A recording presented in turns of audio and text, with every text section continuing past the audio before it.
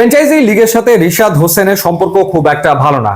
কারণ আমরা দেখেছি বিগ ব্যাশে হোবার্ট হারিকেন্স তাকে দলভুক্ত করতে চেয়েছিল, কানাডা টি-20 লিগে সে দল পেয়েছিল, জিম আফ্রোতেও তার আসলে খেলা হয়নি, কখনো এনওসি পায়নি, কখনো ভিসা পায়নি, এবং সেই কারণে বিদেশের ফ্র্যাঞ্চাইজিতে রিশাদ হোসেনের খেলা হয়ে উঠছিল না। অবশ্যই যে পাকিস্তান সুপার লিগে সে দল পেল, আমরা আশা করেছিলাম যে প্রথম ম্যাচে তাকে মাঠে নামাবে, একাদশে রাখবে লাহোর কালান্দার্স, কিন্তু দেখা গেল যে ডেভিড উইজার মতো ক্রিকেটারকে লাহোর কালান্দার্স একাদশে রাখলো, কিন্তু রিশাদকে রাখা হলো বাইরে।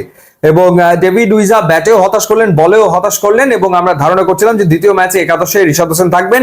তিনি থাকলেন, তিনি খেললেন, তিনি জিতলেন এবং জয় তুলে নিল লাহোর কালান্দার্স কোয়েটা গ্ল্যাডিয়েটর্স এর বিপক্ষে। প্রথম ম্যাচে ইসলামাবাদ ইউনাইটেডের বিপক্ষে বড় ব্যবধানে হেরেছিল, দ্বিতীয় ম্যাচে বড় ব্যবধানে লাহোর কালান্দার্স জিতলো কোয়েটা গ্ল্যাডিয়েটর্স এর বিপক্ষে। প্রথমে ব্যাট করে তারা 219 রান করেছিল 6 উইকেটে, যেখানে ফখর জামান 67 এবং স্যাম বিলিংস 19 বলে 50 রানের দুর্দান্ত ইনিংস খেলেছিলেন।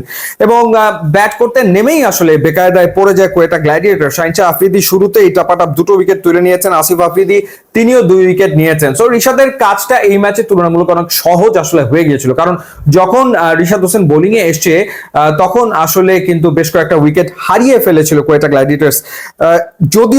যদিও বলতে হচ্ছে রাইলি রুশো তখনও আসলে ছিল ব্যাটিং এ, এবং রাইলি রুশো 19 বলে 44 রানের ইনিংস খেলেছেন, এবং কোয়েটা গ্ল্যাডিয়েটর্স এর পক্ষে তিনি কিন্তু সর্বোচ্চ রান করেছেন, এবং সেই রাইলি রুশোকে বোল্ড করেছেন রিশাদ হোসেন। সব মিলে 3টা উইকেট নিয়েছেন, এবং লাহোর কালান্দার্স এর যে বোলাররা তাদের ভেতরে সবচেয়ে বেশি উইকেট তিনি নিয়েছেন, 4 ওভারে 31 রান, 3 উইকেট তার প্রাপ্তি প্রথম ম্যাচে। দারুণ অভিষেক হলো পাকিস্তান সুপার লিগে, রিশাদ হোসেনের কোনো সন্দেহের ব্যাপারে নাই। এবং 3টা উইকেটের ভেতরে আবরার আহমেদের উইকেট তিনি নিয়েছেন, মোহাম্মদ আমির তাকে বোল্ড করেছেন, রাইলি রুশোকে তিনি বোল্ড করেছেন। সো এই 3টা উইকেট তিনি নিয়েছেন। প্রথম প্রথম ওভারে তো খুবই ইকোনমিক্যাল ছিলেন, মাত্র 7 রান তিনি দিয়েছিলেন প্রথম ওভারে, এবং তারপরে তিনি আসলে উইকেট নিতে শুরু করেন।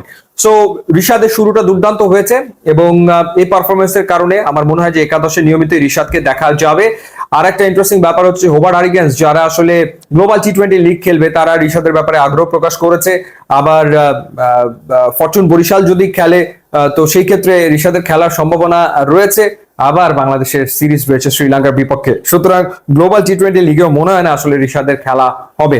ইউটিউব ইনস্টাগ্রাম লিঙ্ক আছে, আপনারা যোগ দিলে খুবই খুশি হব।